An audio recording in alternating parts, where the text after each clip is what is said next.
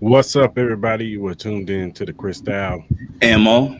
podcast, episode 171. Big Energy Monday. Hope everybody's having a good Monday. Happy Memorial Day, whatever you're doing. I know a lot of y'all are off today, but if you have work, man, we appreciate y'all tuning in. Hope y'all, if you are off, hope you're enjoying some good barbecue today. Whatever you at, you with your family. But we appreciate y'all tuning in, man. If you're listening on the playback, we appreciate you too. Leave a comment in the comment section. We got a lot of things to discuss. We got some basketball, some NFL stuff, some stuff with Azealia Banks and Meg the Stallion, Mhm. and some other things. But until we get into that, Maul, how you doing, sir? I'm good, man. Happy Memorial Day to everybody. Happy Memorial Day to all the veterans and all that. Hopefully everybody's enjoying their barbecue, enjoying their days off. Yeah, man, feeling good, man. It's a beautiful day outside, man. Just got home from the gym, getting ready for the episodes, getting ready for the game tonight, man. So feeling good, man. How you feeling? Man, I'm good, man. I just had a good weekend, you know what I'm saying? Had a little vacation from Saturday to up to tomorrow. Well, you know what I'm saying? So I had a 4 day weekend. So I'm good, brother. Okay. I was wondering. I was like, why is my man on the gaming system? Shouldn't this Negro be at work?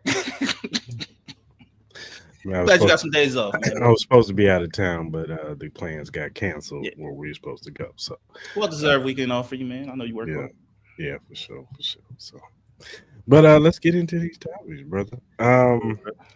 NBA conference finals, man. Yep. It's been a very interesting conference finals to say the least. Mm-hmm. We'll start with the Eastern Conference. Yesterday was Game Three.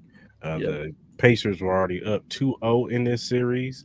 Mm-hmm. Um, the Knicks avoided a 0-3 deficit by overcoming a 20-point second half hold to win 106 to 100. Carl Anthony Towns scored 20 of his 24 points in the fourth quarter, while Jalen Brunson, despite foul trouble, contributed crucial plays late in the game.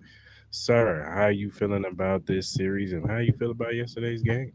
Yesterday's game was very weird. I really thought that the NBA refs were. I know it doesn't say on the stat line. It never really says on the stat line. But if you watch the game, man, the NBA refs were. It seemed that it was very, very one sided as far as like the calls in which they were made. In a sense of, I really truly believe that the Indiana Pacers were getting a lot of ticky tack call fouls. Like we've seen a lot more physicality in this NBA playoffs than we have seen in the last couple of years. That I think we've all appreciated that the NBA refs have been like, "Yo, we're gonna let y'all rock. We're gonna let y'all play as long as it's not egregious. We won't call it. We'll let y'all rock." But for some reason, it just seems like the Indiana Pacers are getting a lot of favorable calls, especially against some of the top players over in with the Knicks. Karl Anthony Towns, I know he makes a lot of idiotic fouls, but he got into foul trouble. You had the whole instance with Jalen Brunson, him getting into foul trouble very, very early. I think he had 4 fouls. I think before the first half ended, which I think is Mhm. crazy. Same situation happened to him where he got five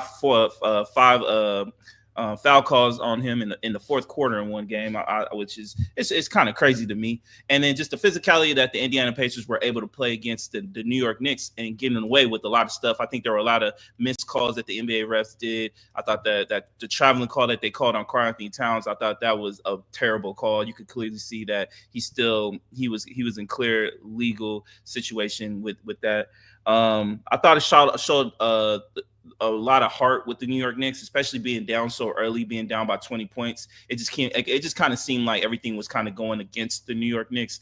But the moment Jalen Brunson was on the bench, and Tibbs was able to trust his bench, I think that played a big role. They were able to play fast. Karl Anthony Towns was amazing, aka Big Bodega, which they call him in New York. I thought he played amazing. He had 20 points in the fourth quarter. He really showed out. That's the kind of aggressiveness that you need to see from Karl Anthony Towns. There's no reason why my man shouldn't be able to average 25 points in this series. I get it, you got Miles Turner. I get it, you got Pascal Siakam. But Karl Anthony Towns is an elite offensive player. I get it, he has some questionable sides on the defense, but I think he plays tough for the most part. Mitchell Robinson, he played really big. McBride, he played really huge minutes. Even like Landry Shaman, he had a really good decent defensive play, hit a big three. Like it seems like a lot of these players off the bench are really thriving, and I've been said this. I think the Knicks play really well when they play fast pace. Now I know there's been a lot of conversations about Jalen Brunson. I know a couple of media members have been kind of like saying that maybe Jalen Brunson should kind of switch up his gameplay. We got to remember, man, Jalen Brunson is the main reason why the New York Knicks are where they got. If it wasn't for Jalen Brunson, they don't even get past the Detroit Pistons. They don't get past the Boston Celtics. He is the key player.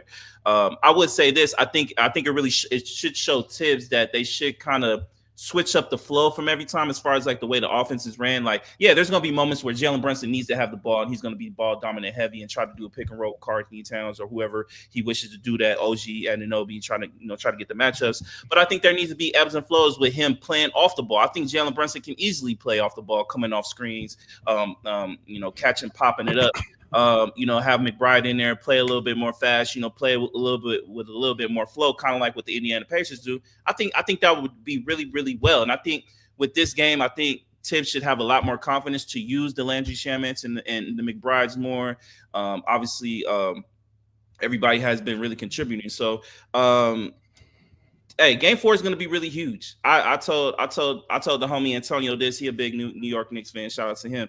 I told him this, man. I said straight up, if the New York Knicks can come back to New York tied 2-2, I strongly believe they're going to win in 6 games. I really do think they're going to win in 6 games because I think they're going to get their confidence back. You realize this is the first time the New York Knicks have won in Indiana ever, I think. You know what I'm saying? So I think that was a huge mental step. I think them coming back from 20 is a huge mental step. Now, can they keep this going? As I say, Game 4 is going to be huge. But if they can have a dominant performance, just win, whatever, I think the Knicks got the control of the series. Now, I still think it's pressure on the Knicks. I still think Game 4 is more pressure on the Knicks than the Pacers. But I think the Pacers should play with a little bit more, I wouldn't say anxiety, but they better be more attentive because you blown that lead. You kind of bringing back old demons with Tyrese Halliburton doing the choke sign and all that stuff. All those ghosts in that closet can come back. You know what I mean? New York fans, if they come back down 0-2, you will never hear the end of that shit. So, hey, Game 4 is going to be really, really huge tomorrow. It's going to be really huge, and I'm looking forward to it. Yeah, for sure. Definitely should be interesting to see if the Knicks can take it back home 2-2. Yeah. All right, let's go to the Western Conference. On Saturday, the Minnesota responded with they're down 2-0 to OKC, but on Saturday, Minnesota responded commanding a 143-101 win. Anthony Edwards scored 30 points. Julius Randle added 24, showcasing the Timberwolves' resilience and shifting the series momentum.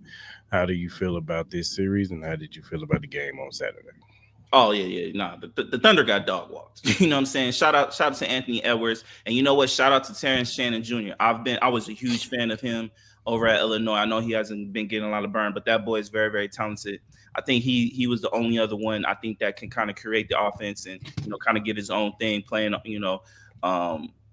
Being able to, get his own shots. I thought he was really huge. He had 15 points coming off the bench. Really huge. I thought everybody played well. Nickeil Alexander, he played huge. Naz Reid looked like he was able to get his shot back. He was 4 for 6 from the field goal, but the intensity started with Anthony Edwards. It started with their leader. He kind of showed out, man, and they just kind of bum rushed the Oklahoma City Thunder in that first quarter and never looked back, man. You got to assume, man, this was just one of those games where I just think the Thunder, they didn't have it. I think the Wolves were just a better team. I think they were a well-motivated team. They didn't want to go down 3-0, because we all know what that would have meant. That would have meant this series is over tonight. But you know what? It showed a lot of pride for this team. It put a lot of confidence. I think this game 3 might be the best game we will get in this series because you're going to have a highly motivated Oklahoma City Thunder coming off that ass whooping. They were down as many as 50 points in that game. That was embarrassing. And then, this team, Shea, he never gets too high. He never gets too low. He keeps things in perspective. He was even talking in the mic, man, when I forgot who was mic'd up. He kind of said, like, this is the reason why we're losing this game. And it is what it is. They got to chalk up the L. But they're going to be a highly motivated team coming in. I think Minnesota Timberwolves are going to be very, very confident.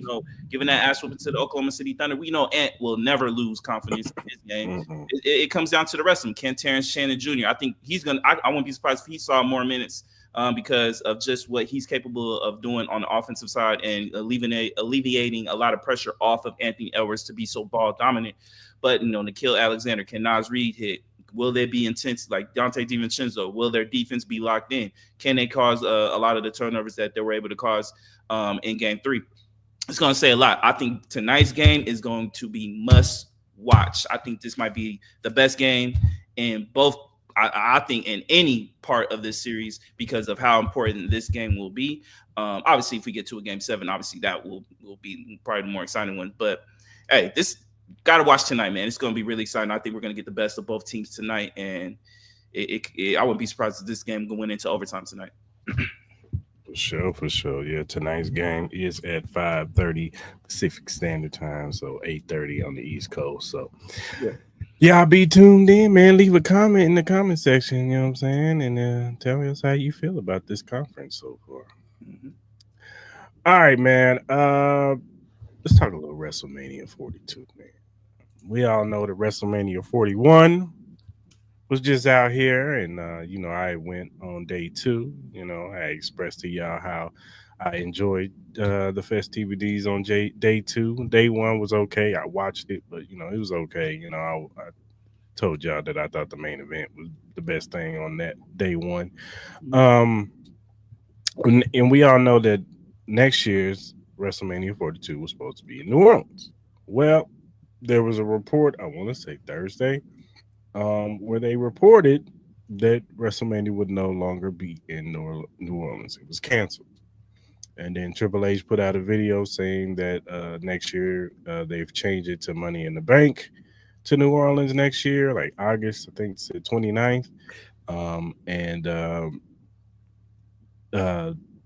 There will be future WrestleMania plans for New Orleans. Well, there's a report out there that now WrestleMania could be coming back to Las Vegas next year.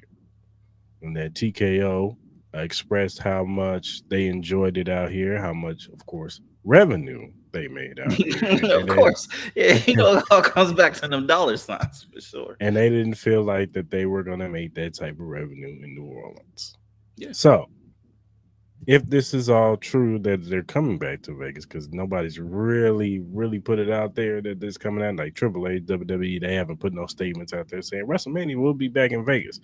But all rumors are pointing to it's going to be in Vegas. So, if this does happen, how do you feel about that, sir? Do you think that that's a good thing? Do you think that's messed up that they did that to New Orleans? What is your thoughts? Obviously, look, the good guy in me will be like, yeah, it does suck for the city of New Orleans. I think New Orleans has been able to host big events before. I think WrestleMania was there before. They've hosted Super Bowls, they've hosted Final Fours, they've hosted national championships. It's not to say that the city. I've never personally been to New Orleans. That's one of the destinations in America I do want to go. I've heard nothing but great things about New Orleans, the food, the people, the environment, just the true historical reverence that city has for the city of America, good and bad. I definitely want to check it out because it's something that's definitely on my bucket list. So yeah, I do feel for the people there. I'm sure it'll have a economic impact on them because I'm sure it brings a lot of money for them, for their restaurants, their stores, their economy. I'm sure it does a lot of good for them. But I'm always going to root for my city in Vegas. I think Vegas is, and that's no disrespect, but it's just the reality of it. Vegas is becoming the hub of big events. It really is. From Super Bowl, we're getting the college football championship here in a couple of years. We're getting the NCAA Final Four, NCAA basketball Final Four out here. We've had the Pro Bowl. We've had the NFL draft. We've had, I think the Grammys came out here one time. I think during the whole COVID situation. This city can host big events. You know what I mean? I think that's what we're becoming at. And even somebody, I don't know what magazine this was or what publication, but they even kind of said it. The idea is that the city wants to have major destination sporting events every year. And by definition, they're looking at a rotation of the Super Bowl, the Final Four, the College Football National Championship, and WrestleMania. They always want to have something going on every year out here. And that kind of just makes sense. Like the NFL loves it out here. The NBA loves it out here with the Summer League. Obviously, we're eventually going to get a team. We're still waiting on that. Major League Baseball is coming out here. I'm sure we'll have an All-Star game and all that out here. sure the MLB will definitely be looking forward to that. The draft, I'm sure, all that stuff, man. Like Vegas is becoming the new Hollywood in a sense. And it's just the reality of it. And I think it's great for our city. I've also been the kind of the thing where I've also said I think Vegas is growing too fast for its own good. I think it could be some good and bad things that come with that. But stuff like this is always going to be great for the economy. It's going to be good for us, you know what I mean? Especially where we're located at with our jobs. I think it will be great for us and us making money. You know what I mean? You truly enjoyed WrestleMania. I'm sure there's been a lot of I don't know what the feeling was from you and the fans if they enjoyed the events being out here and stuff like that. But I'm sure the wrestlers don't mind coming out to Vegas. You know what I mean? I'm sure that the superstars don't mind it, man, because we can accommodate everything. I think it's a great thing for Vegas. I know it does suck. I know I did see Triple H kind of say they're going to get Money in the Bank or something like that next year. I know it's not WrestleMania, and I know somebody even I think I saw somebody say something like, you got Money in the Bank. Well, wasn't Money in the Bank this past month or something like that? It's in June. In June. So, You know what I'm so it's saying? like you're going from Money in the Bank in June to I guess Money in the Bank in August or September, whenever they're going to have it. So some people are kind of saying that's a little weird, but at the end of the day, I'm sure eventually New Orleans will get a WrestleMania, but it's exciting times, man. If that's the route that Vegas wants to go, which I think we all saw that coming of them having a rotation of big events. Hey, it's good for my city, so I can't complain about it. Yeah, I'm with you. Sucks for New Orleans. I know there's a lot of people that I know that live there, and those that wanted to go there for WrestleMania are pretty bummed out about it. You know what I'm saying? Um, if you look on the timeline, it's a mixed bag when it comes to Vegas. Some people love it out here, some people hate it out here. Um, and so it's some people were mad that it's coming back out here or whatever. But hey, man, uh, I think the majority enjoyed themselves out here. It was a packed house. Um, I think people had fun out here.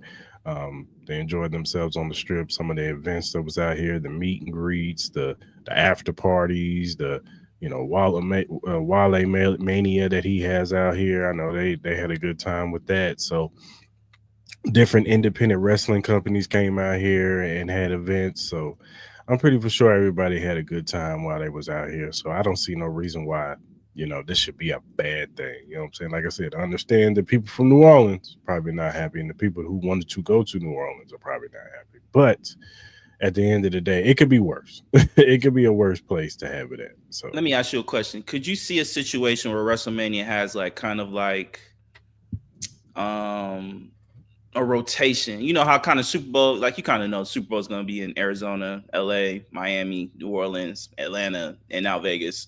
Um, they don't go to the northern cities. Could you see something like that with WrestleMania where they kind of pick like they're just going to have like a rotation of maybe 4 or 5 cities where it could be like LA, Miami, maybe New York, maybe Vegas and stuff like that? Or could you still see them going around to like everywhere, like everybody having a equal opportunity to host a WrestleMania? I think now that TKO is involved, I think that is going to have the certain rotation, because I think that if you look at some of the shows, like when they went to Tampa, it was a scare because it was lightning and it was raining, and you know what I'm saying, and you got it, and those are like, I think those are open. Yeah, that's an open Stadium. stadium. Yeah, You yeah. know what I'm saying? So Philadelphia, it was Cold as shit. It was freezing cold. Now they Yeah. said night two was better than night one, but my boy, shout out to my boy Mar, he went out there and he said it was cold as hell the first night. So Mhm. you got to deal with weather, stuff like that. So I think that they will continue. They'll go to Miami. They're, like you said, Miami, Vegas, Atlanta, LA, Arizona. You know what I'm saying? Any place that's warm weather, I think they're gonna stick to that, because, and like I said, TKO is pretty much taking over, and they're making more of the major business decisions. I think now, or Mhm. they let Triple H and them do the WWE stuff. Mhm. I think that's where they're headed. You know what I'm saying? Because they want more people in them stands, and they don't want nothing to prevent that. So You think? I Do you think, think you do you agree with this? As a fan, do you agree with this? um, I mean, yes, because like you don't want to see the Super Bowl in New York. because it's a chance it could be cold. We saw with the Broncos, the Broncos and was that the Broncos Panthers or was that I know it was a Broncos game and it was Yeah. raining or something like Broncos Mhm. Seahawks. I think it was Broncos Seahawks or something like that. Yeah. Whatever it was, it was cold Bad. outside. Yeah, it was bad. You know what I'm saying? And you don't want weather to derail a good game. You know what I'm saying? To be the cause of, why said team loses or why the game went the way it went. You know what I'm saying? You want a neutral site, good weather, two teams have equal footing on the field. You know what I'm saying? Nothing wrong. Just go out there and play. You Yeah. know what I'm saying? So uh, I'm all for dome or warm weather city. So obviously you got WrestleMania. I would assume you would probably agree that SummerSlam is probably their second biggest event. Yeah.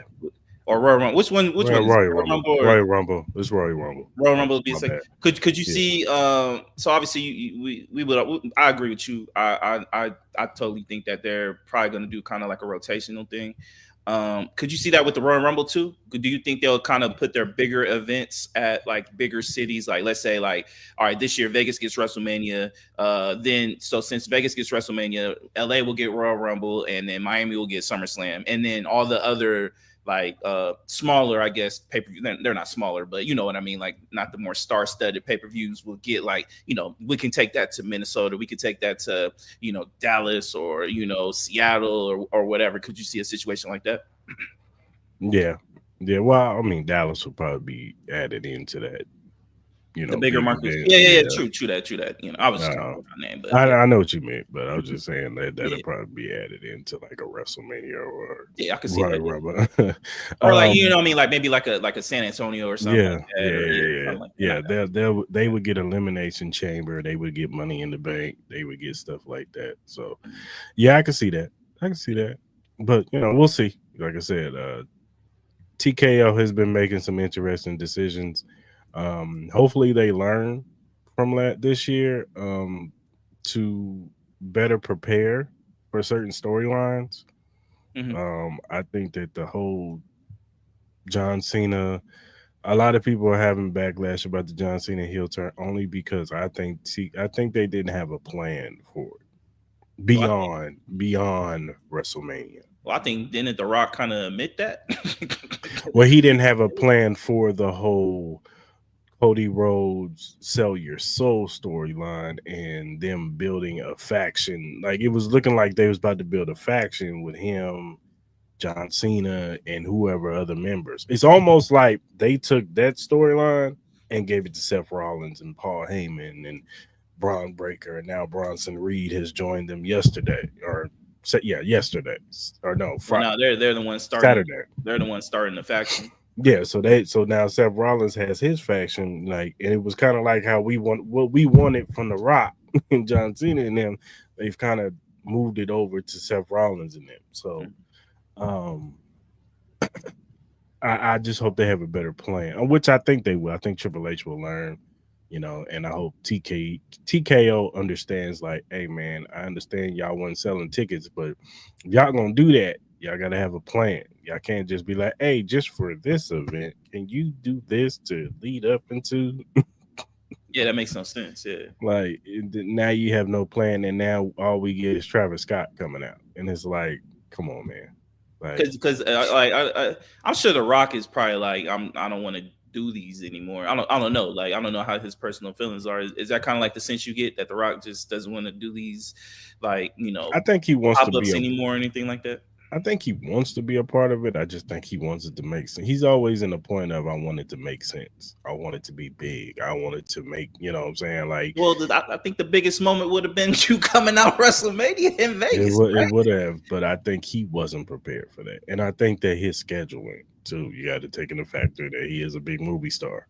I totally get it, but I think we all can agree then if that was the case, I'm sure they knew time ahead that he wasn't going to be able to do all these pop-ups. But you can't invoke him into this storyline as powerful of an entity as The Rock is. The final boss situation, he was pretty much the focal point of this whole thing. You know what I mean? In the sense, like, yeah, John Cena turning heel was a big deal, but it all centered around the final boss in a sense. Am I wrong? Or no, but I think TKO has to learn that this isn't UFC. That you're not booking stuff in that moment for this short period of time. You know what I'm saying? Yeah, like UFC, what are they on? Like 200, 300 now or whatever. Yeah, they're like 300. You're not just planning these matches for this event. Like you got to plan for this event, but you got to also plan ahead too. So, not to say that WWE has a whole storyline, but they still have points. Like, okay, when we get here, we're gonna do this. When we get here, okay, we can do this, we can do that. You know what I'm saying? Like, I think that's how they work. So, I think TKO has to learn that. But my argument is like you have Triple H there. Like, why didn't Triple H? I'm sure Triple H ain't no dummy. We know how smart of a man he is. He can just step in and be like, yo, this ain't gonna work. Like, that's not gonna work. And it's not to say he didn't. It's not to say he didn't say that. You know, TKO could have been like, hey. Well, if that's true, then wouldn't that raise the eyebrow of like, why aren't you allowing Triple H to run it? Why are you stepping in this? Because he's not. I don't think I think he's only over create. I know people think that Triple H is like a CEO or something. He's really not. He's over creative. That's what he's over. He's over the creative stuff of what's going on in WWE, the storyline and all that stuff, the superstars and all that stuff. But like, I think The Rock is more of his boss than anything. Like, he's on the board of directors. He got more money. That's all that really is. Yeah. So Nick Khan is the real CEO of WWE. That's the one who probably runs the show and does the business with TKO and all that stuff. So, but I'm just saying though, if you have Triple H running creative, that goes with the storyline. Like, so why wouldn't you just allow him to just run? Like, because obviously he's been doing a great job. You talked about how he was on, building up NXT, right? He was on NXT, and you saw, and you even said it. You stated to me plenty of times, Triple H was making NXT look a whole lot better than the best show when he was the main guy. It was the best show on anything WWE had. And then obviously since he's transferred over to Monday Night Raw and all that stuff like that. You've seen the success. You've seen the level of excitement come back to WrestleMania. I'm just, I would find that to be no disrespect to Khan. I would find that to be very, very idiotic if he's stepping in and kind of force feeding some storylines that aren't going to fit timeline wise, or when it makes sense for you to take out a particular type of character. No, that's just me on the outside. Like, no, I hear you. No, look. I tell people all the time, you ain't gonna be happy with every decision they make in wrestling. Sometimes they make some dumbass decisions. Absolutely. But I think that would have been. But come on, man, like that was money making on the wall. Just bring The Rock out for 15 minutes. We're asking you for 15 minutes, bro, and then you over in Hawaii just driving your truck around on the island, like. Bro, like, just come for 15 minutes, bro. Just come for 15, and then you could go back home. That's it. That's all anybody was asking for. You come out, you make your stance, you do whatever you got to do, and that crowd would have went fucking bananas. That shit would have probably blew the roof off the goddamn Allegiant Stadium. You know that. It would have. If he had came out. But also, I think if they was gonna do it, he should have came out a few times before WrestleMania. Yeah, true that. But it gets to a point where I even heard The Rock shit, and I love The Rock. And I'm not saying he's doing this, but the way he kind of talked about it, it's just you kind of talking to like these people are dumb that are watching this wrestling shit. Like, come on, man. Like, really, like you kind of like taking us for fools if that's the case, and that's I think to me that's like a slap in the face to the fans. Yeah, that was the problem with Vince McMahon. So. But hey, it is what it is. But yeah, shout out to WWE. If it is official, them coming back to Vegas, it's gonna be dope for our end. But shout out. When do you expect the announcement? When do you expect it? When do they normally announce? Well, obviously they do it way before, but when do you kind of expect the announcement? In the next couple of weeks. I wouldn't be surprised if they announce it at Money in the Bank. When's Money in? You said it's in June. Is it at the beginning of June? June 7th. June 7th. Oh, first week. All right. All right, man. We'll be right back. We're going to show a good commercial break, and we'll be back. Introduce yourself to Magnet, the ultimate sports drink. Are you ready to take your performance to the next level? Do you want a sports drink that eliminates the muscle cramps and fatigue when working out or training? Meet Magnet, the sports drink designed for athletes who refuse to settle for mediocrity. It's power-packed electrolytes and rehydrates and restores balance with their scientifically formulated blend with magnesium that fights fatigue and boosts endurance. It has natural ingredients made with real fruit extracts and no artificial colors or flavors because your body deserves the best. It has delicious flavors like mixed fruit and watermelon that keep you revitalized and ready for action. It will boost your performance with essential vitamins and minerals. Magnet fuels your workouts, helping you crush your goals. Join the Magnet movement whether you're training, competing, or simply staying active. Magnet is your go-to refreshment for peak performance. You can order it now on our direct link at drinkmagnet.com. Also, use promo code Cris and Mall to get $5 off your purchase. So don't wait. Again, that promo code is Cris and Mall to get $5 off your purchase. Get Magnet, push your limits, fuel your passion. Alrighty, we are back. All right, Mom. Let's give our top 5 NFL storylines going into 2025-2026 season.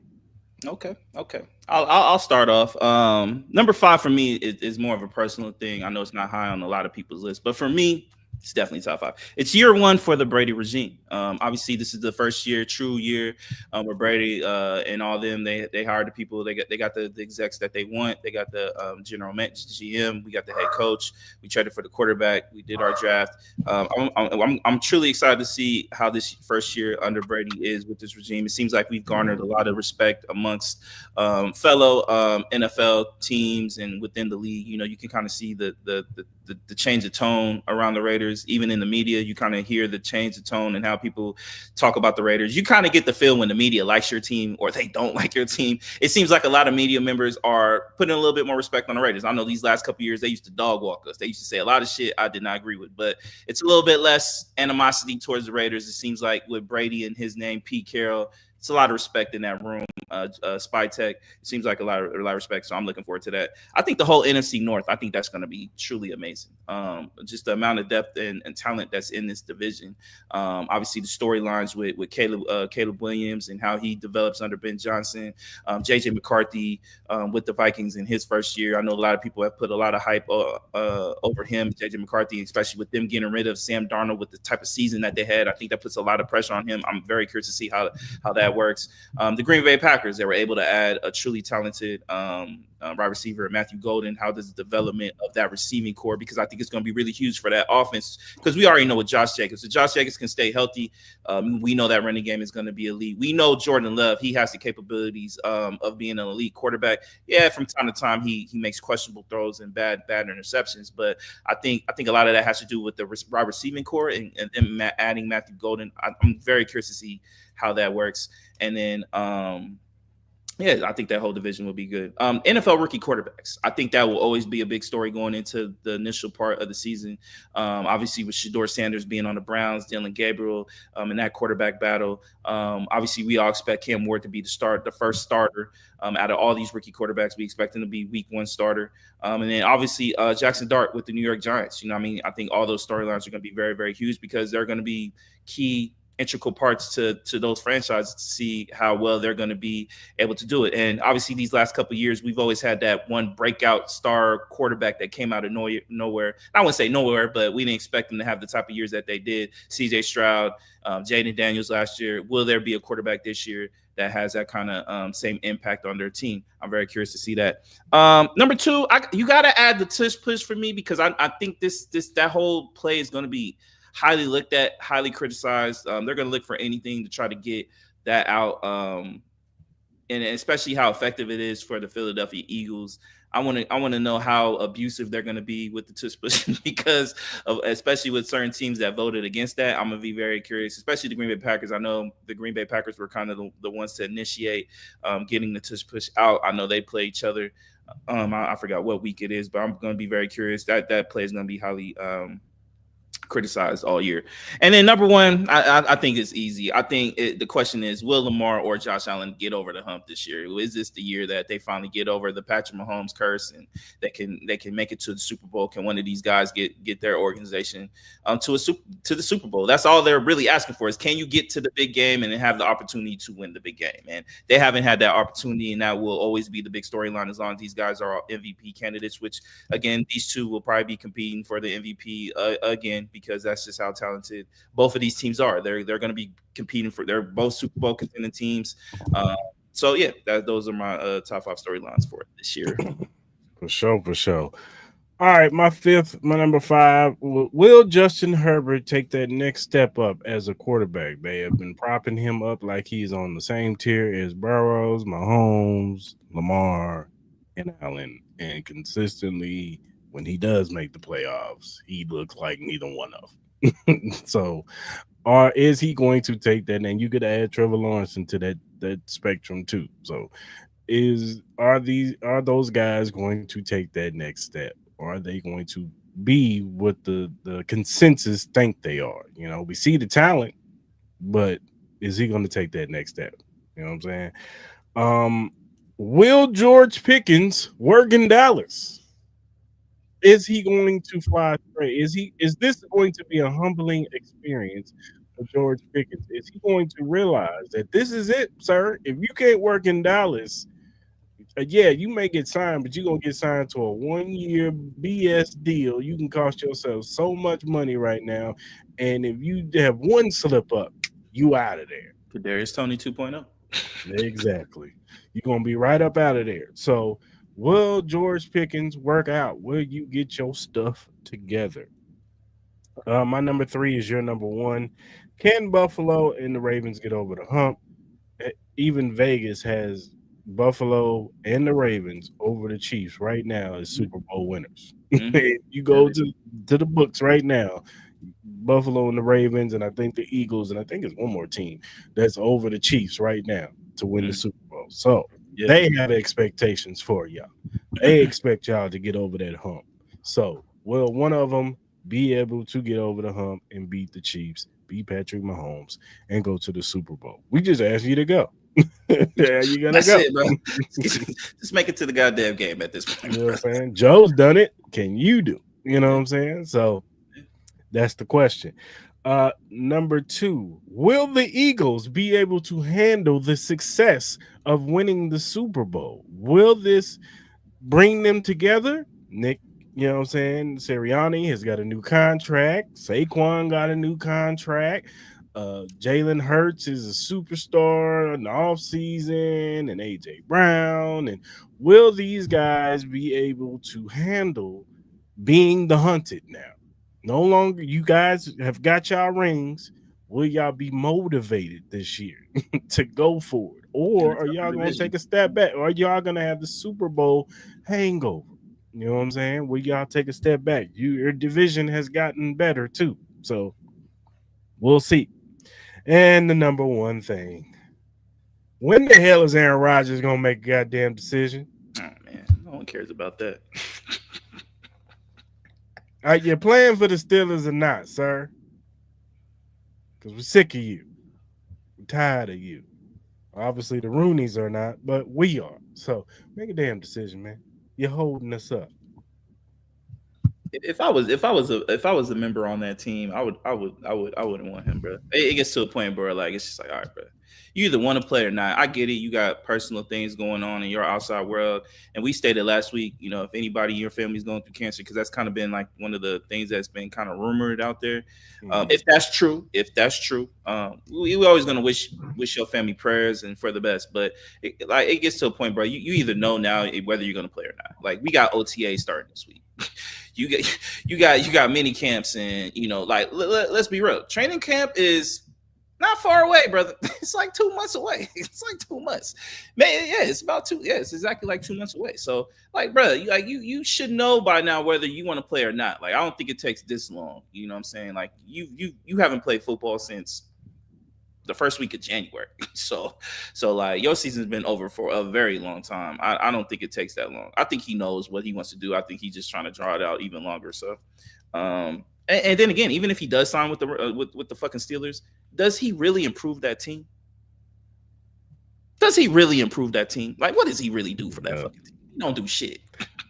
DK Metcalf gonna ask for a fucking trade bot because he gonna get his players in there that he wants. It's like, what are you doing? No, it is, man. What can you do? What can you do?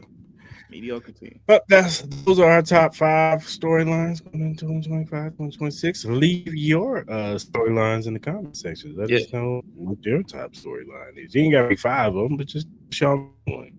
What's important to you? Man, it's our big short 5 picks.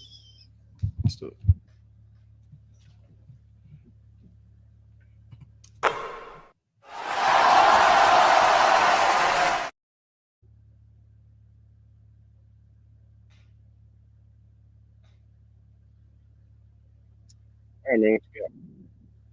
All right. So for tonight, I got the over 219 points with the Thunder and Timberwolves. I really like that. I definitely think this is going to be a high scoring game. I think both offenses will be clicking tonight, so I do like that. I think the Florida Panthers are going to close out and beat the Hurricanes. I think this is over. They've been a very, very dominant team. They're up 3-0 against Carolina. It's over. It's over. Sorry, Carolina Hurricane fans. It's another year of disappointment. Y'all not beating the Panthers. Panthers are a legit squad.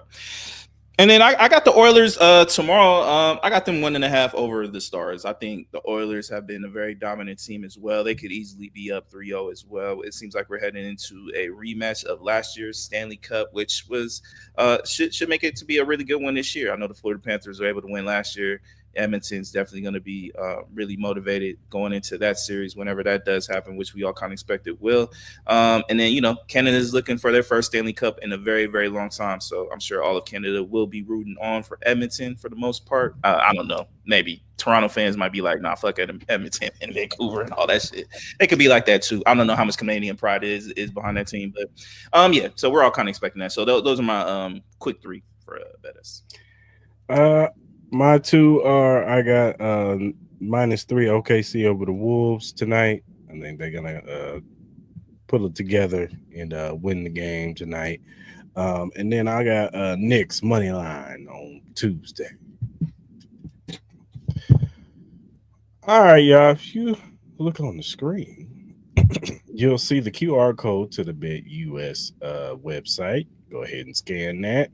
Put your information. This is only for first-time users for the BetUS website. Put your information in. Put the promo code in. Join 125. You get 125% sign-in bonus plus 10% gambler's insurance because there's other things on the website that you can do. That is 3 risk-free bets on the first 3 deposits on $100 up to $5,000. So that means if you bet $100 on your first 3 bets and you lose, keep your money. You don't even lose your money. So you can win some money or keep your money on your first 3 deposits. So go over to BetUS, sign up, tell them Cris Talamall sent you. And that does it for our better surefire picks, man. Mm-hmm.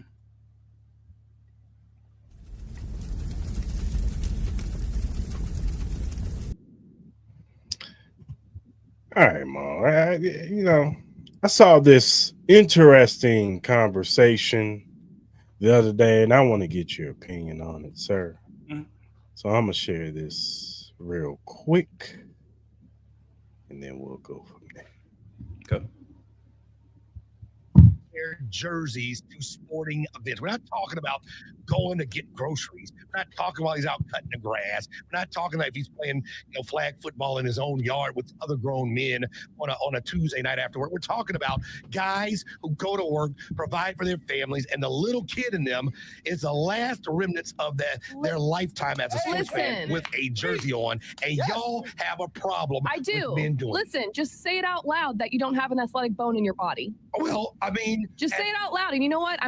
I'll give you a little leeway. I'll let you wear that Michael Penix jersey on a At Sunday. one point, we all had some athletic ability. Now, you two, I think this is coming from you two. Well, all men think they have athletic ability, and that's not true. We did at that's one not point. true. Different... I have gotten in fights with men at bars about that. This man was like, "I'm the most athletic person here," and I said, "What'd you play in college?" She goes, "Oh, well, I played D2, but quit after a year." And you're telling me you're more athletic than me, who played D1 for 4 years and won a Big 12 championship? Miss me with that. You had to drop the championship ring on. I mean, listen, if we're gonna sit here and go toe for toe. Aren't you supposed to have fun at a game, at an event? Isn't that you the whole don't have point? fun in polos or t-shirts. That seems a little bit more dressy. You can have fun and not cosplay. When I said cosplaying, put it on a jersey of your favorite player. Now that's a shot. That's a shot at every man walking around and driving around, taking care of his family, sitting in a sales office or going out to try to make a buck to keep the lights on. Now y'all want to laugh and make judgment on guys who laughing and making judgment. We're trying to help you out. See, Kelly's being nice about it. I will say, you're going to get a lot of allies with this. I know you do because there's more men. I'm going to get driving haters around in their cars right now thinking, well, I wear jerseys to game. We're not saying we laugh at you. And hey, if you're married and or not looking, then good on you. Then keep on wearing those. If you're wondering why you step up to a girl after a Braves game in your jersey and offer to buy her a drink and she's like, I'm good, we're just trying to help you out. That's the problem. And think about it a little bit. You're wearing a Ronald Acuna Jr. jersey, right? He has no idea who you are. And something about that makes me just giggle so hard. It's my attachment to Ronald Acuna Jr., my fandom that I'm expressing with the jersey. And shouldn't you, if we're trying to get to know a lady after a game or during a game, shouldn't you like me for me instead of what you want me to put on? Shouldn't that be the frame of mind for you young ladies here in Atlanta? So, what is your thoughts, sir, on that conversation? Oh man, I got so many thoughts about this situation. This is my first time even seeing that. I appreciate my man trying to like kind of fight for the shit. I thought he did a terrible job, but I think those two ladies sound like fucking idiots. I'm gonna be honest with you. Like y'all sound like y'all need to touch grass, bro.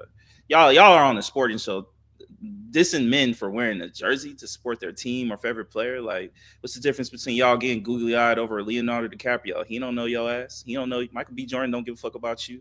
Kim Kardashian don't give a fuck you buy her products and shit. She don't know you. Just pay up. You know what I mean? Look, honestly, like let's be honest. Like, look, if you tell a man that you don't want to give him his number, it's not because of the jersey, it's because you don't like his ass. It has nothing to do with the jersey.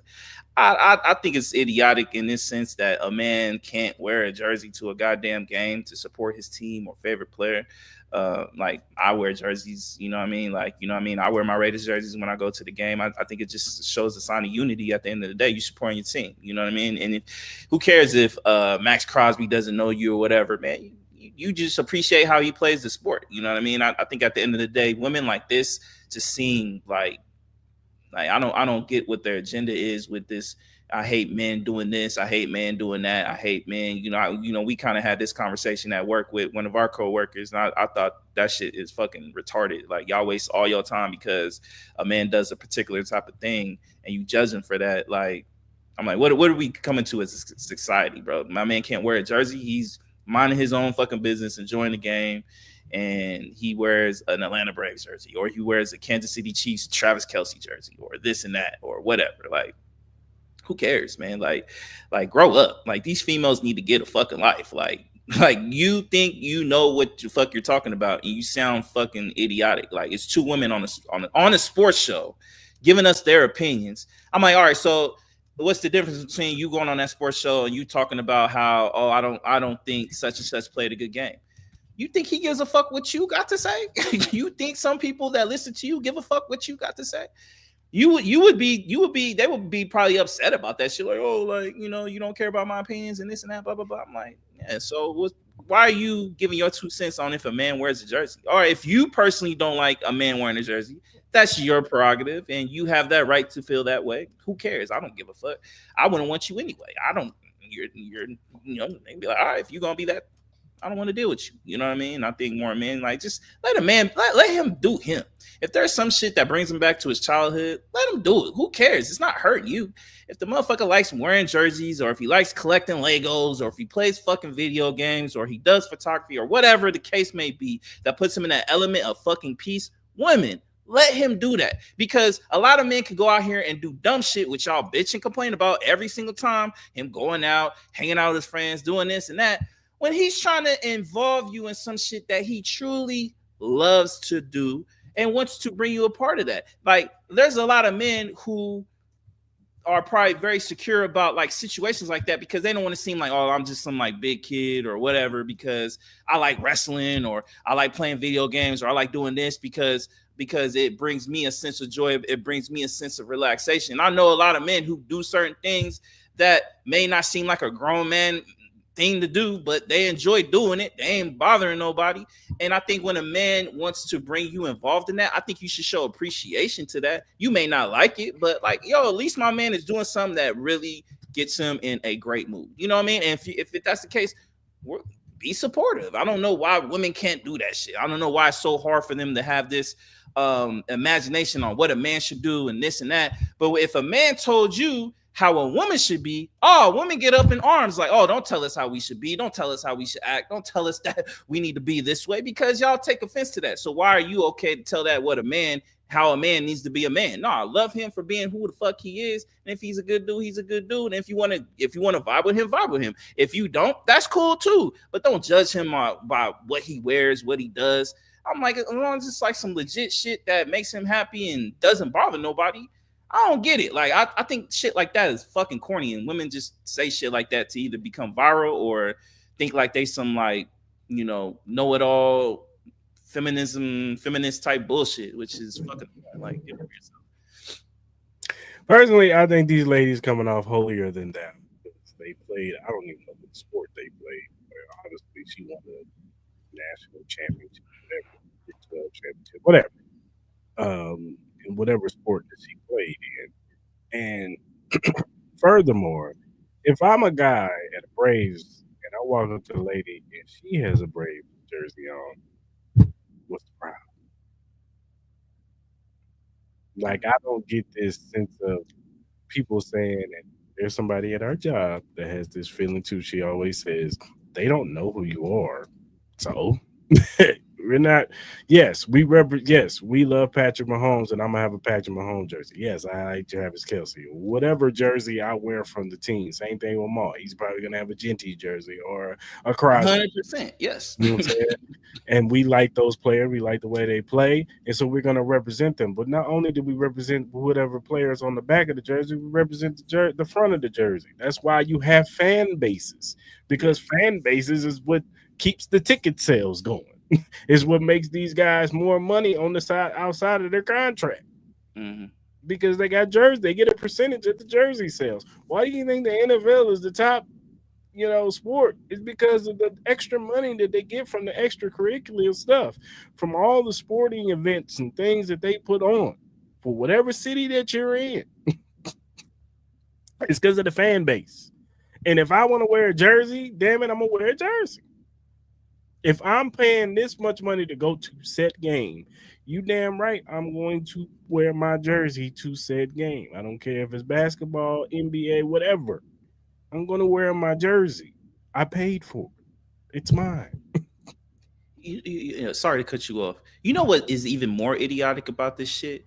The way they said that shit, it's like, okay, so if you were to start anything, why would anybody want to support you?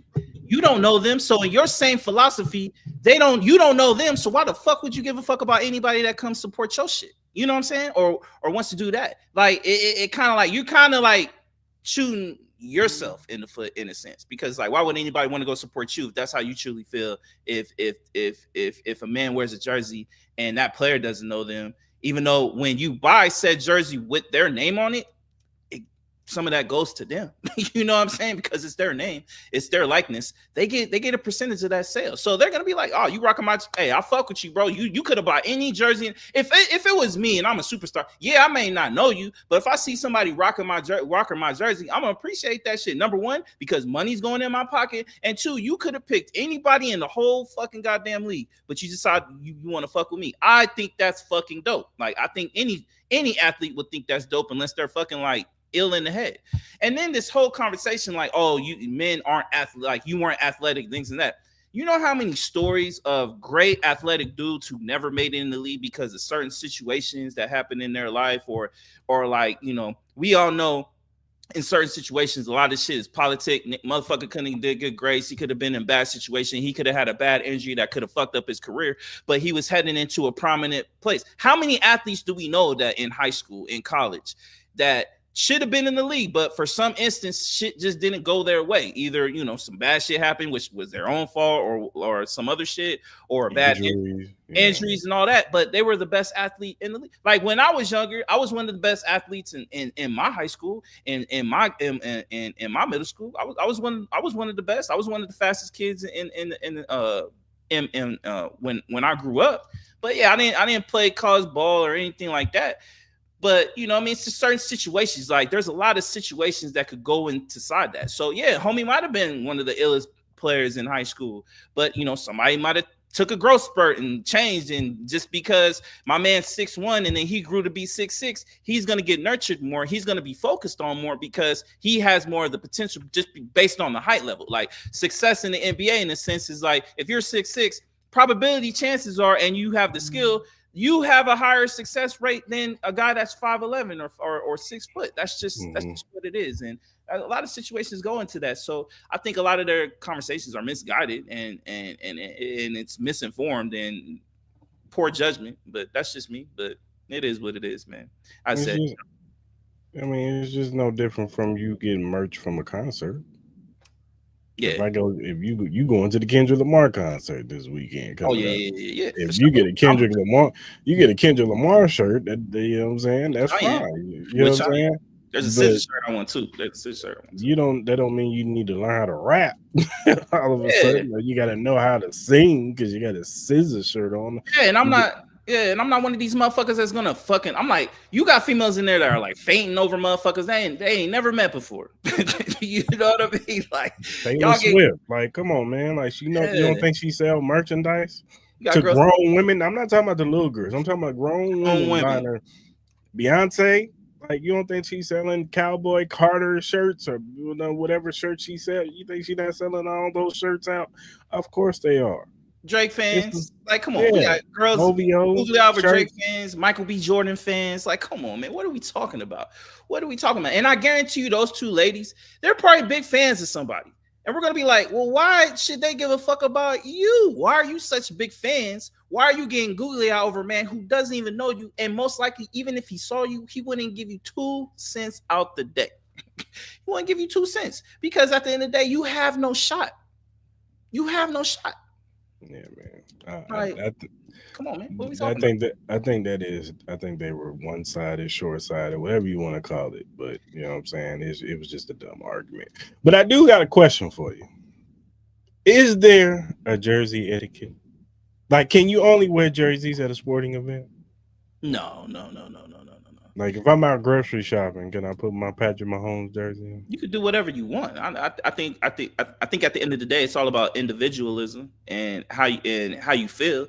I think it's all about expressing yourself. You know what I mean? Like, if you want to wear a jersey, you can wear a jersey wherever you want. If you want to fuck a chick while wearing a jersey, do that. God bless you. If you want to go to church wearing a jersey, God bless you. Go do that. If you want to go to the mall or whatever, like, I think at the end of the day, it's all about how you express yourself and how you feel. As long as it's not like offending people, hurting people, me personally, I don't give a fuck. You know what I'm saying? At the end of the day, I'm gonna live my life, you're gonna live yours.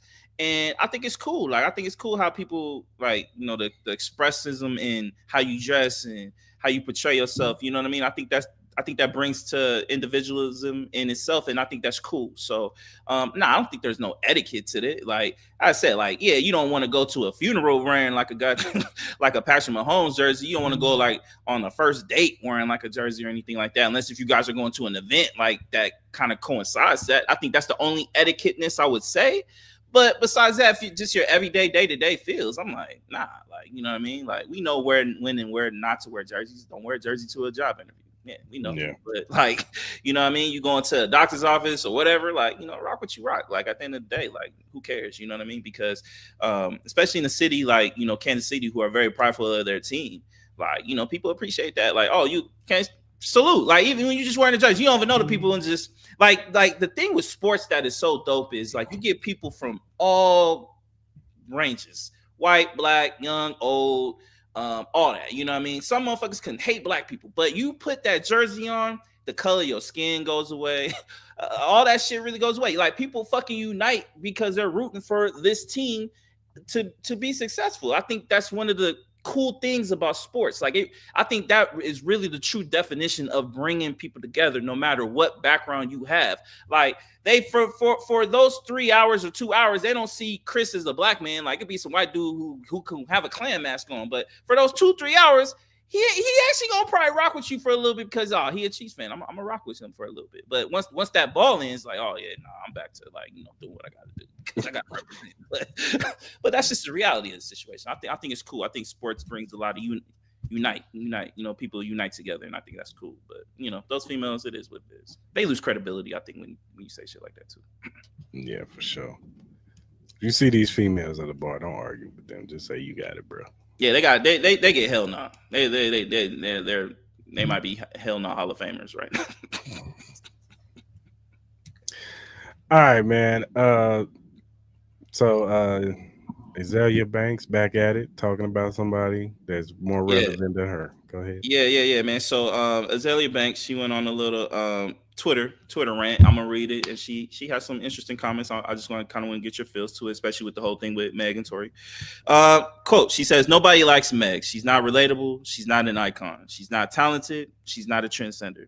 She's a Texas stripper, not an iconic Atlanta stripper with global sex appeal or an iconic New York City bottle girl. Just a regional Texas stripper with a bit of motion in Miami, but not much.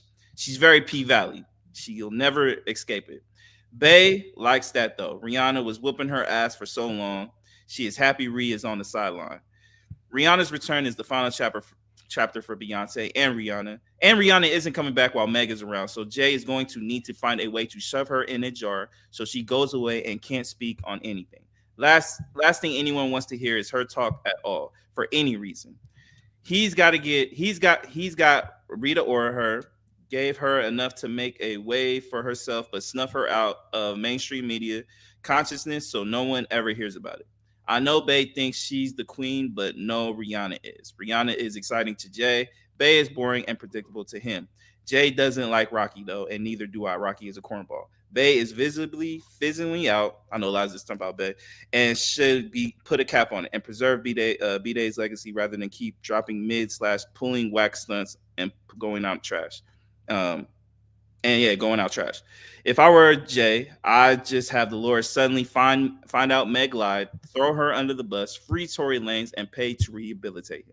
Throw Meg in the slammer. That way she can't talk, and have Tory work on them Rihanna records. Tory is a great songwriter. What are your kind of thoughts on her whole thing about, you know, Megan Thee Stallion and obviously Beyonce too? You know, I mean, she's saying Beyonce isn't really the true queen that Rihanna is, and that the main reason why Beyonce is big now and still is big is because Rihanna is in the back. What are your thoughts?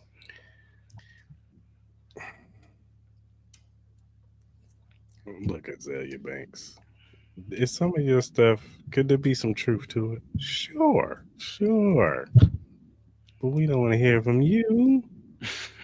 We don't give a damn what you say, Azealia Banks. At the end of the day, guess what? Meg Thee Stallion has more motion than you.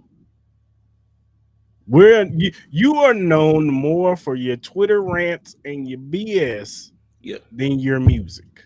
And your music was terrible. I'm just gonna put it out there. Your music was terrible. I remember when Joe and Maul and them used to try to big up your music and try to make it seem like you were talented. No, you are not, man. You are terrible. Mm. And you always come out of your little cave or wherever you are when some issue come out to try to attach your name to some stuff. Tory Lanez don't like you. You think Tory Lanez like you, Azealia? He can give a damn about you. So you speaking on women who are have more emotion than you is mind boggling to me. It really is. Even if there is some truth, even if we do believe that Meg Thee Stallion is lying about the Tory Lanez situation. Now, as far as the Beyonce stuff, that's opinionated to me. That is an opinion that you feel that Rihanna would be the queen if she was out. I personally disagree. I think Beyonce's Beyonce. I think Rihanna's Rihanna. At the end of the day, and honestly, I don't even think they make the same type of music. Like I think their music is so far away from each other that I mean, yeah, they make some similar stuff, but their subject matters are different. The way they go about making music is so different. Their fan bases are different. So that whole Beyonce wouldn't be the queen if Rihanna, like Rihanna was outside for a while when Beyonce was out doing her thing. And the consensus was Beyonce was the bigger star. Am I wrong? Mom? Like it's not like Rihanna just had one album and she went away. You know what I'm saying? Like she had a few albums out, and Beyonce did too. And the consensus was Beyonce was the bigger star. So this whole notion that if Rihanna was still outside, Beyonce would be in the back. Now, as far as the personal, Jay don't like. He thinks Beyonce is boring, and Rihanna, I can't even speak to that. That is some opinionated speculation to me. So as far as Azealia Banks goes, I don't care for the woman. I think she's bad for business for me. Like she all she does is come out of the woodworks, try to talk trash about people who have more emotion than her. I think she's bitter. She's already got on video talking about how she don't really care to be a black woman. So anything that she says is null and void. I agree with you. You know what I mean? That's it. We're not going to bring up Azealia Banks too much. I just thought these were interesting comments. You know what I mean? No, I agree with you. I think Azealia Banks is really irrelevant. She means nothing to the cause at all. I think especially with this Megan Thee Stallion situation. Look, I know we all have our personal feels about how all that situation goes. I agree with her in the sense that I don't think Meg moves like that. Like I know she was moving earlier, but I don't think Meg has like that appeal anymore. I think the last couple. I don't mean to cut you off. No, even if she don't, guess what? She a better artist than Azealia Banks. No, yeah, 100%. Like, yeah, I agree with you. It's just it may be.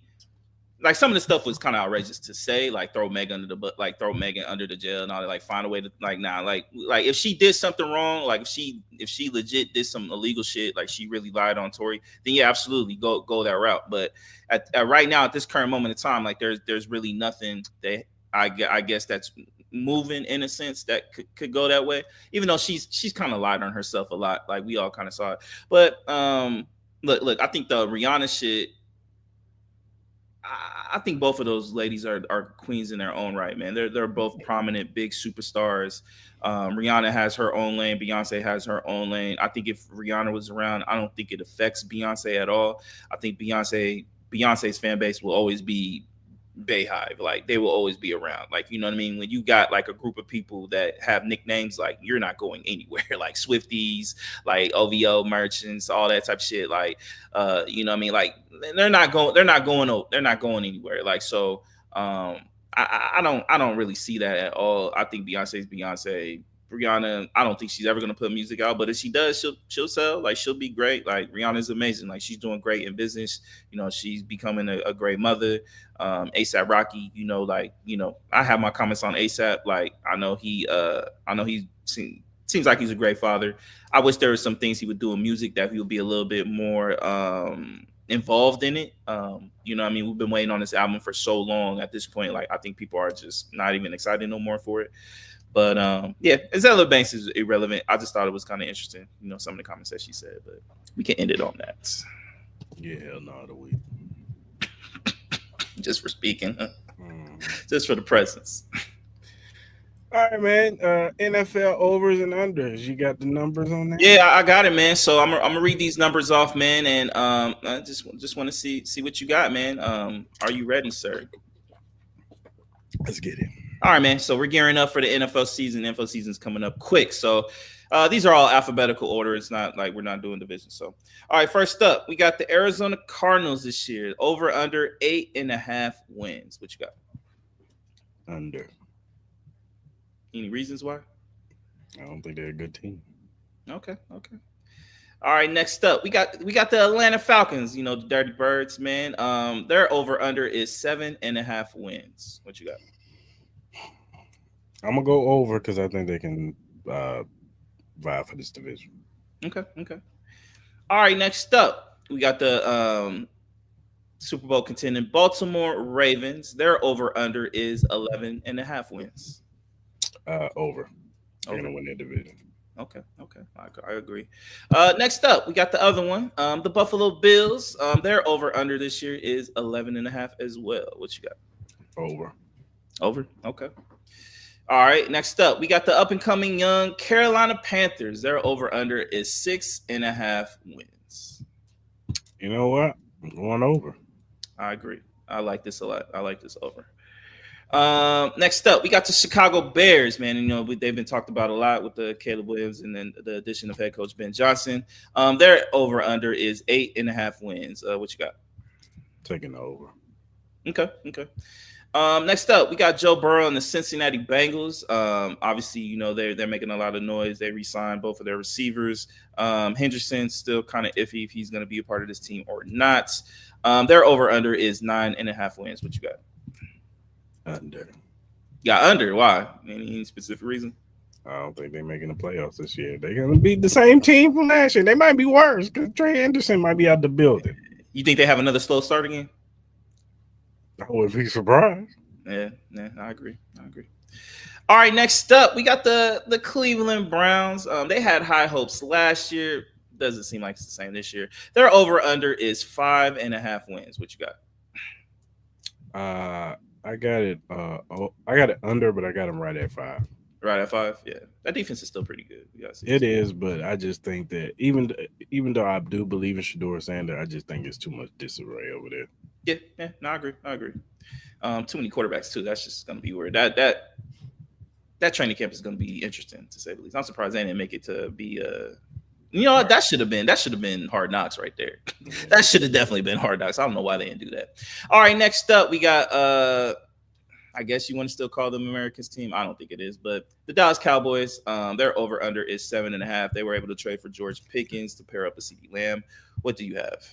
I got under. I think they just stay at. I think they're going to be right at 7. Right at 7. I can see that. Next up, we got one of our divisional rivals, the Denver Broncos. You know, coming off that successful season last year, their over under is 9.5 wins. I'm gonna go over. I think they get 10. Okay. Next up, we got the Cheeseheads. We got Green Bay Packers. You know what I mean? They were able to draft Matthew Golden. Their over under is 9.5 wins. What you have? I'm gonna go over. Okay. All right, next up, we got the Houston Texans. You know, they dealing with a couple injuries, but they were able to get a couple receivers from Iowa State. Me and you both like that. Still a little question marks on the offensive line. They were able to get a couple players, but their over under is 9.5 wins. What do you have?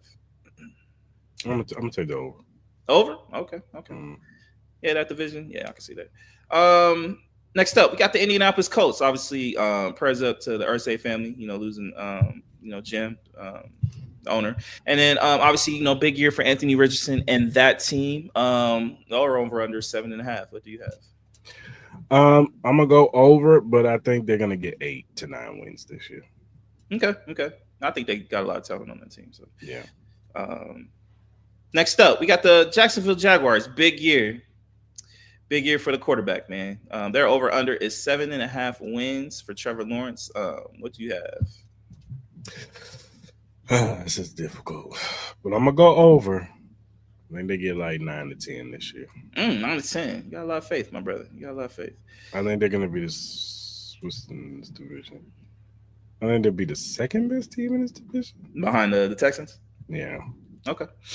All right. Next up, we got your Kansas City Chiefs. Obviously, everybody's rumored that this is Travis Kelce's last year. You know, Patrick Mahomes looked like he's still fat with the dad bod, but you know he's enjoying life. He bought his girl some titties.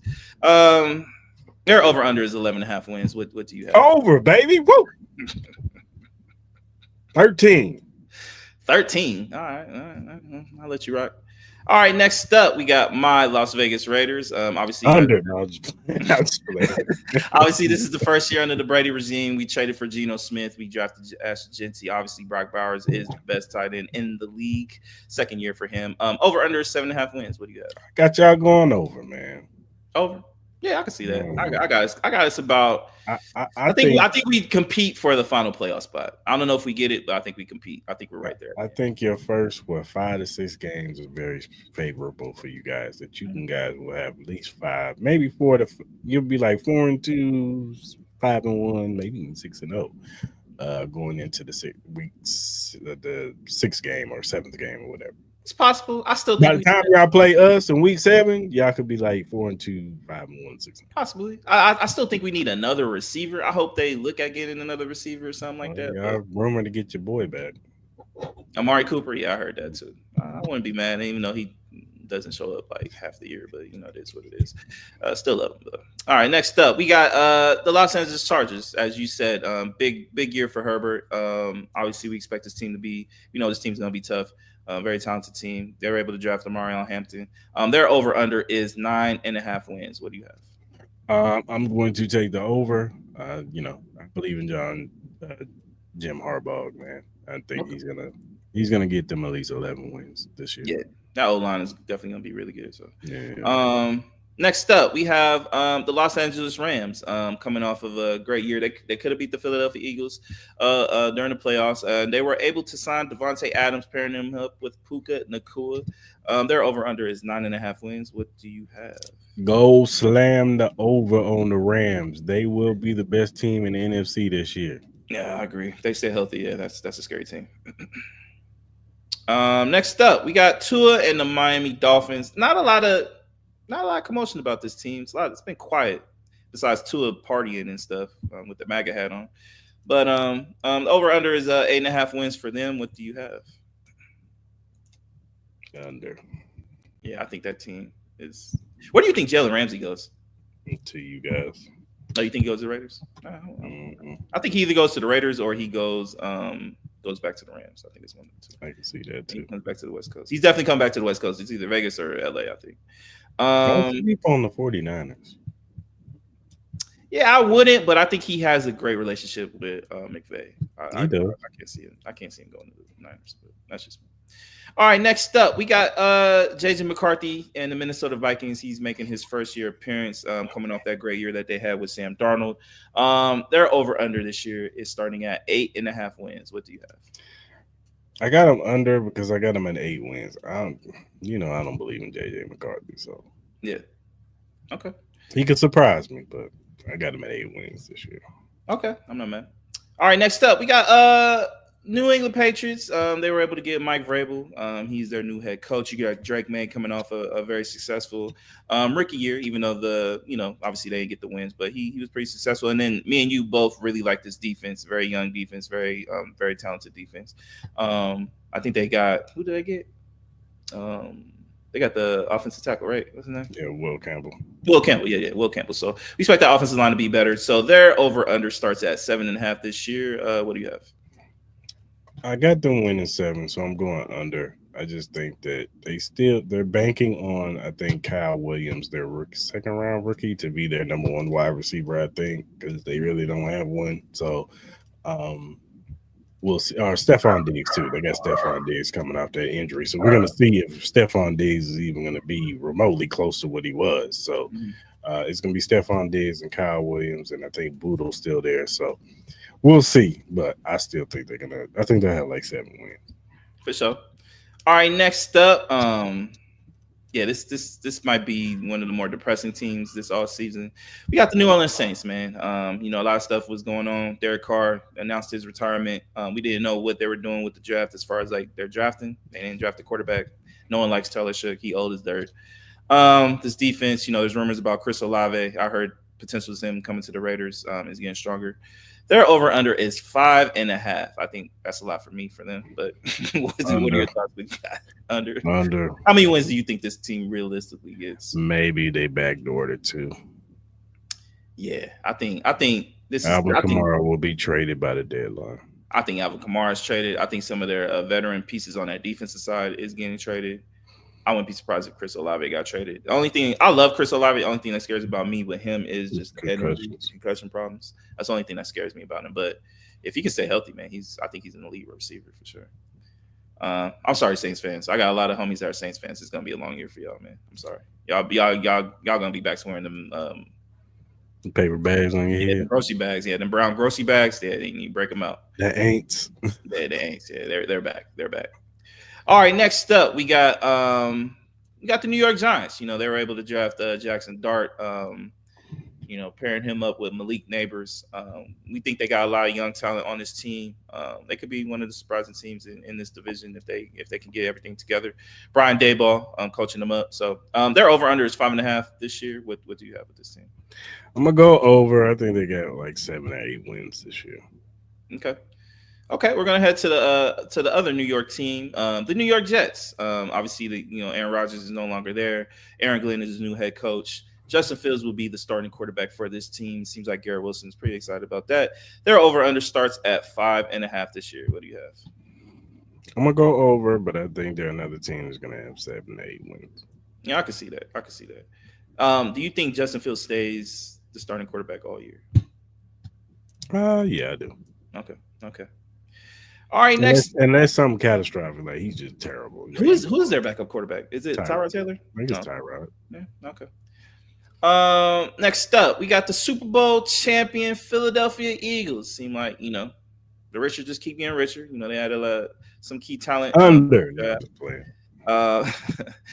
Obviously, they got all their key pieces back. Their over under is 11.5 wins.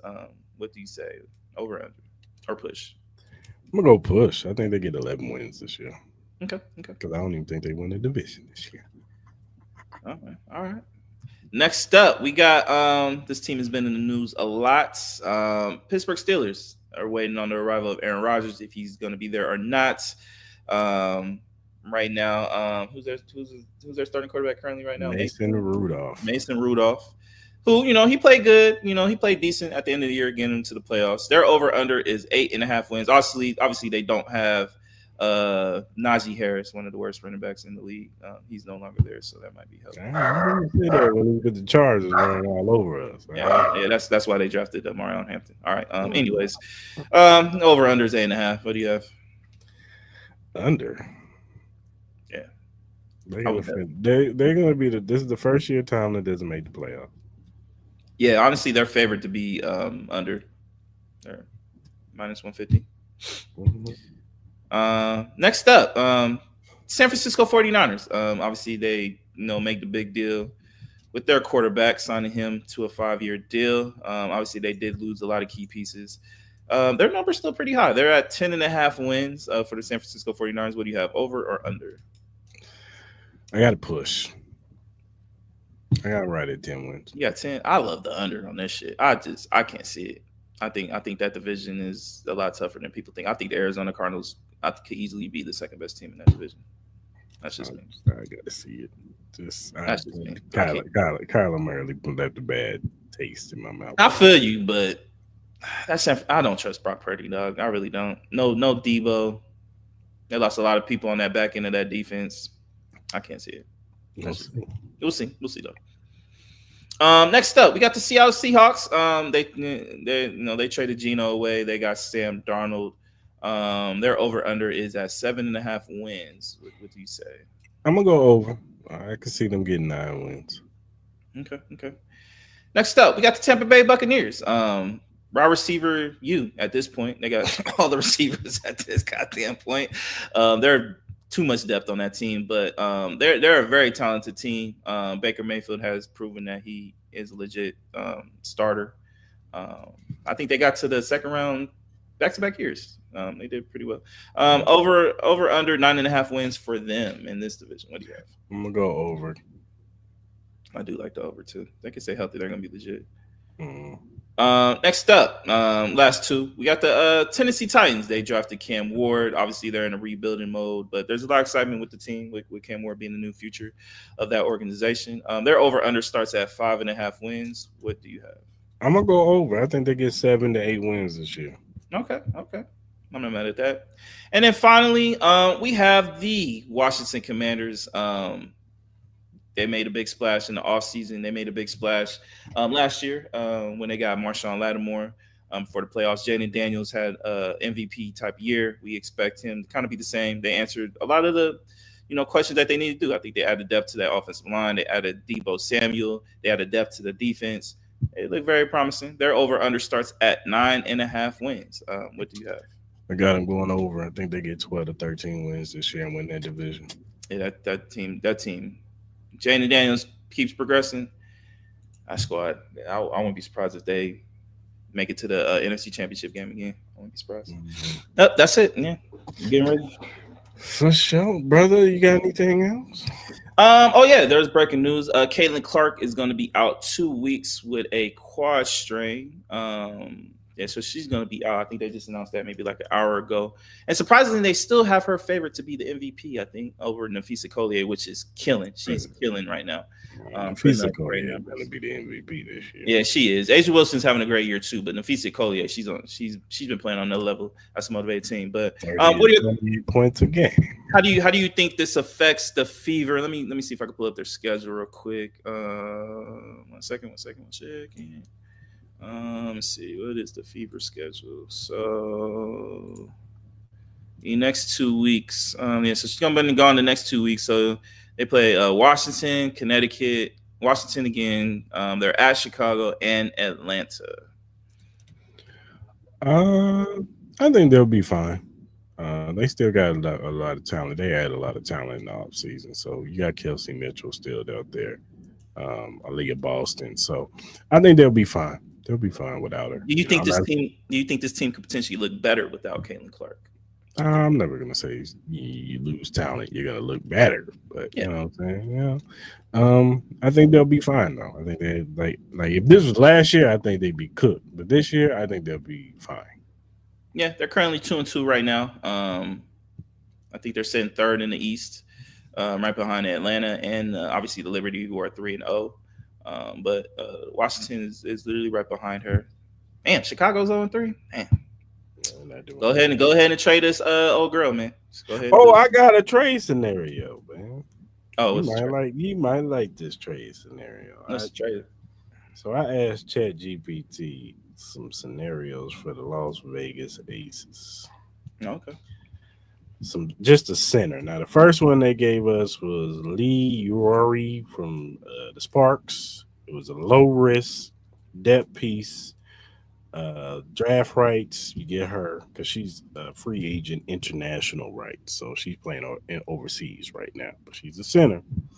Mm-hmm. You would trade a 2025 second round pick and a conditional 2026 second round pick. Okay, you got that one. Okay. Then they had number 2, Tierra McCowan. Now she's more of a defensive piece. You know what I'm saying?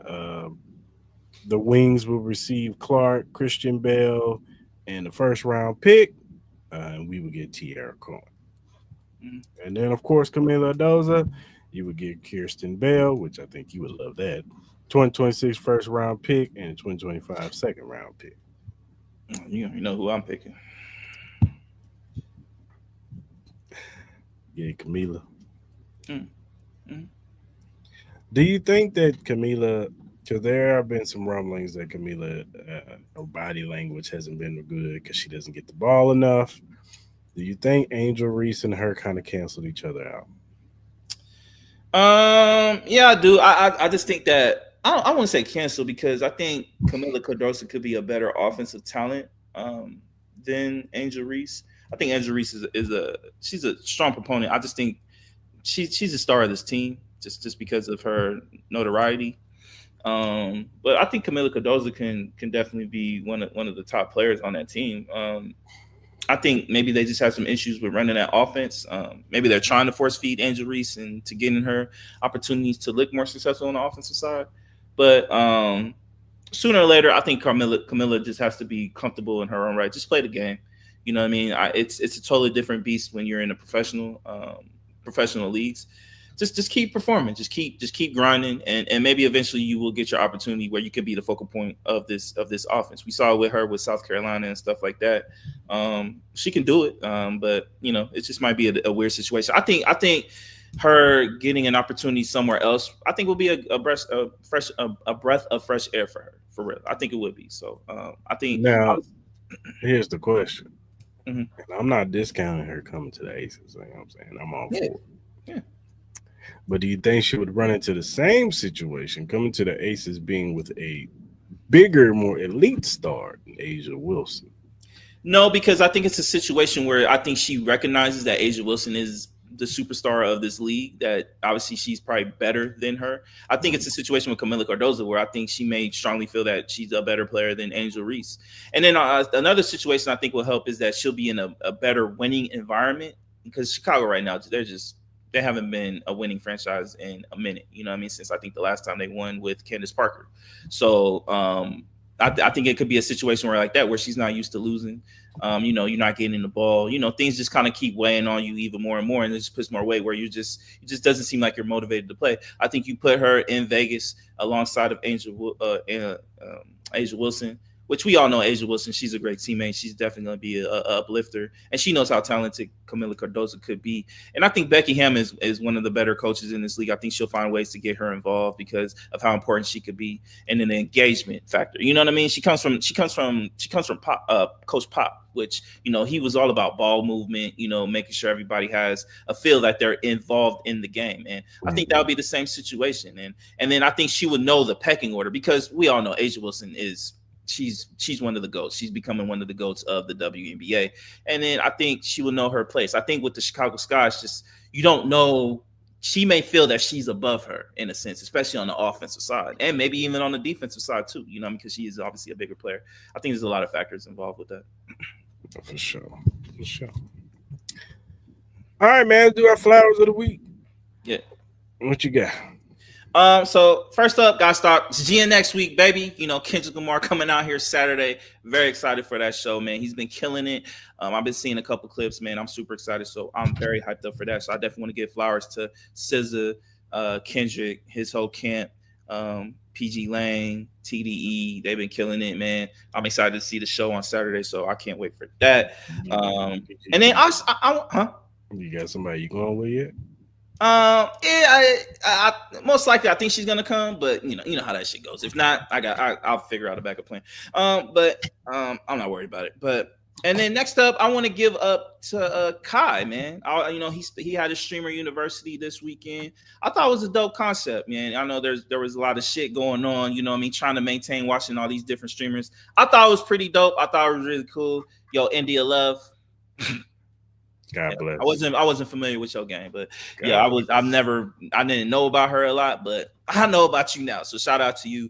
Shout out to Duke, man. He get all the bitches as usual. You know what I mean? DGG funny as hell. What's that little Asian girl, Emily? She funny as fuck. Who else did I watch a little bit? Rakai, you a badass nigga, bro. You are a badass motherfucker. That's his little brother, isn't it? Jamal, no, it's like he like kind of got him under his wing. That's not his like true brother, but he's like under his wing. And then Jamal, I think that's ISO Speed's brother. That he a bad motherfucker too. He a bad kid. He a bad influence like a motherfucker too. Those two got attitude problems, but I thought it was dope, man. I thought the whole event was dope. I thought it was cool to see. I know a lot of people were kind of a little upset with Kai because he thought he brought too many bigger stream people on, and not a lot of up and coming streamers. But I thought it was a healthy balance. I thought it was cool that you had these big streamers. You had like big streamers. You had like the medium, like the the medium streamers, like, you know, kind of like the middle class streamers, and you kind of had like the lower class streamers who are just starting, who only had like maybe like 50 to 100, 200 views. But it was cool to see, you know, like the bigger streamers interact with the smaller streamers, and then getting them to get, you know, a lot of their platforms in a high response. I think a lot of them grew pretty exponentially as far as like the growth for a lot of these stuff. Agent, yo, his class was probably the best because he really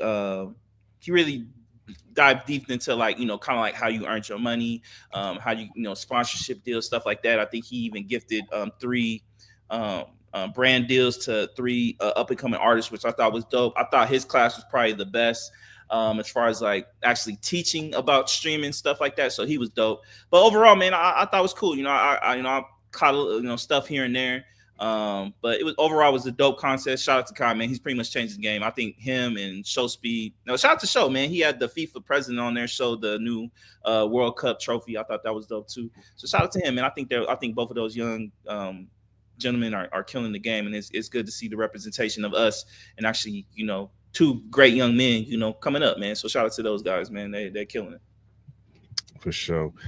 I just want to give my flowers once again to all the men and women who have served this country. We appreciate y'all, man. Going to do your thing, whether you're in the Navy, Army, Marines, Air Force, whatever branch that you were in and you serve, we appreciate you and we salute you. Yeah.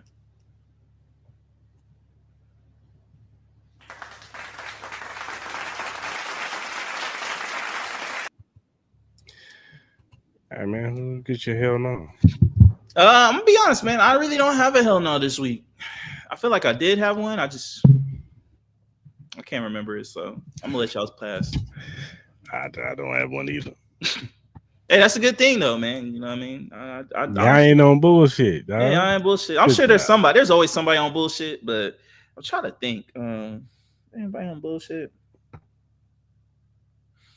I know somebody you probably want to put on hell no. Who? Somebody you said that backtracked this week. Who? Ryan Clark. Oh yeah, my bad. Thank you, Ryan Clark, bro. Yeah, that shit, bro. Come on, man. I was so disappointed in you and apologizing to RG3. I understand the premise that, you know what I mean. I don't think you said anything wrong. That's just me personally. I don't know if you got pressure from the heads above ESPN or anything like that.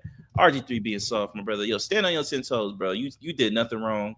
You weren't disrespectful to his wife. I thought you were uplifting his wife. And then on top of that, you didn't even say nothing about his kids. You said nothing about his kids. You uplifted his wife and said nothing about his kids. So I don't understand why you're doing this apology thing. I don't know. I don't know the behind the scenes shit. You know, maybe they put a pressure on you, and that's the case. You know, protect your bread. I'm not mad at that. But overall, it didn't sit well with me, and didn't sit well with my black heart and my black soul.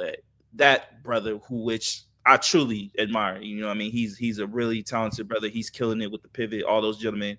I hope our podcast even, you know, sniffs anything that they've been able to accomplish. You know what I mean? But it just hurt my soul seeing my man, you know, having to apologize like that. For me personally, he did nothing wrong. So yeah, if I had to give a hell no, respectable hell no, it would be Ryan Clark. For sure. Oh my God, bro. Oh, hell no, man. What the fuck, man? Get your ass on, boy. You get your goddamn ugly ass. All right, man. That's a wrap for today's show. Mm-hmm.